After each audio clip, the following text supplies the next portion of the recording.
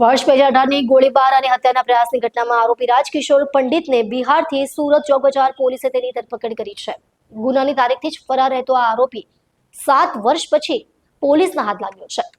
પોલીસથી બચવા માટે આરોપી છેલ્લા 7 વર્ષથી વતનના અંતરિયાળ વિસ્તારમાં ખેત મજૂરી કરી રહ્યો હતો. આરોપીને પકડવા સુરત પોલીસની ટીમે કટલેરી વેચનારનો વેશ ધારણ કરી ગામમાં ફેરી ફરી અને હ્યુમન ઇન્ટેલિજન્સના આધારે ખેતરમાંથી તેને દબોચી લીધો હતો. 27 જુલાઈ 2018ના રોજ પંડોળ રામેશ્વર ઇન્ડસ્ટ્રીયલ વિસ્તારમાં ભંગારના વેપારી પર બિપિન મિયાત્રા અને તેના સાથીઓએ દેશી તમંચાથી ફાયરિંગ કર્યું હતું, જેમાં વેપારીને ગંભીર ઈજા થઈ હતી. તપાસમાં ખુલ્યું હતું કે આ હથિયાર રાજકિશોર પંડિતે પૂરા પાડ્યા હતા.